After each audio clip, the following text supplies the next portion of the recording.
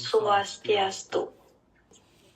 Pada kesempatan kali ini, saya Niputu Keshansini Karisma dan rekan saya, Ikomang Surya Mandela Pranandita akan memaparkan makalah kami dengan judul Deteksi Air Tanah Menggunakan Indikator Industri Air Laut pada Sumur Warga di Kawasan Pesisir Kota pada Lingkungan Desa Adat Serangan. Dan selanjutnya akan dibahas latar belakang oleh rekan saya, Surya.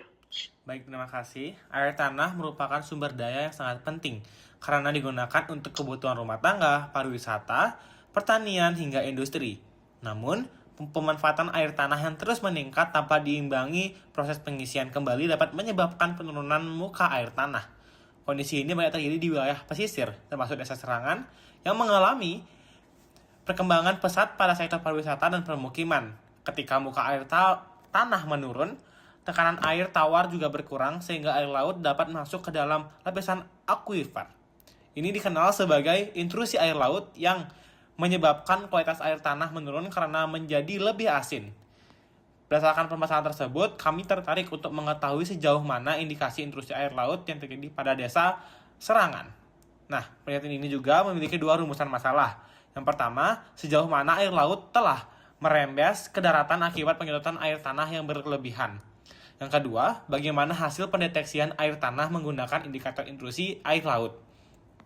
Adapun tiga penelitian ini adalah yang pertama, mengetahui tingkat intrusi air laut, mengidentifikasi indikator yang menunjukkan adanya intrusi, serta memberikan informasi kepada masyarakat mengenai pentingnya pengelolaan air tanah secara berkelanjutan. Terima kasih.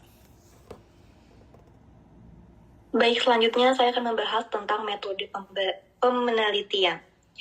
Penelitian kami lakukan di Desa Adat Serangan, Kecamatan Denpasar Selatan.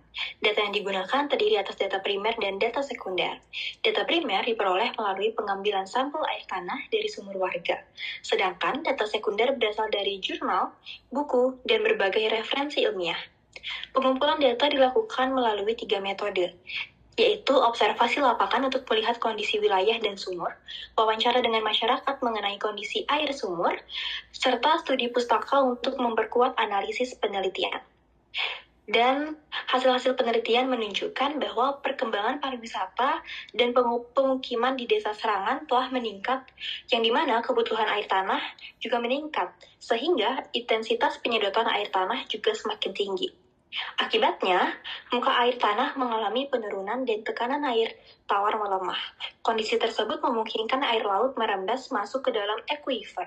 Industri ini ditandai dengan meningkatnya kadar garam, nilai total dissolved solids atau TDS, serta kondisi kandungan ion klorida.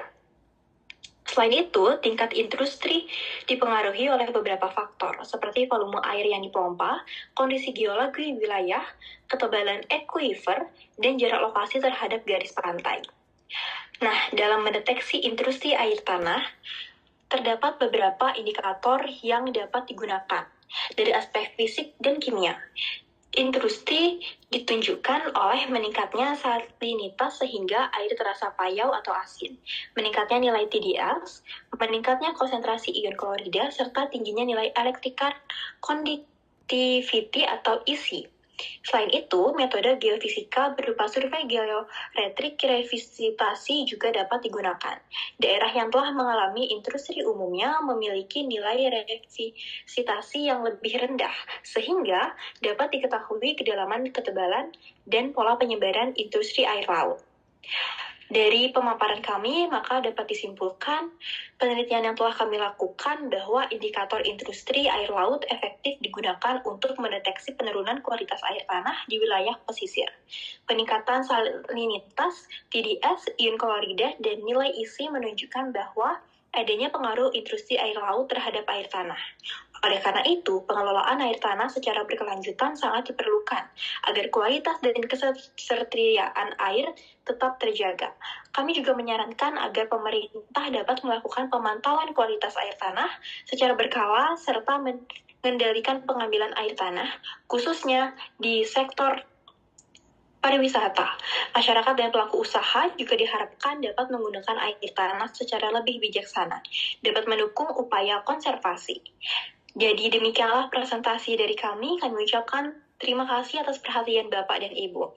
Kami tutup dengan para Santi. Om Om Santi, Santi, Santi, Om.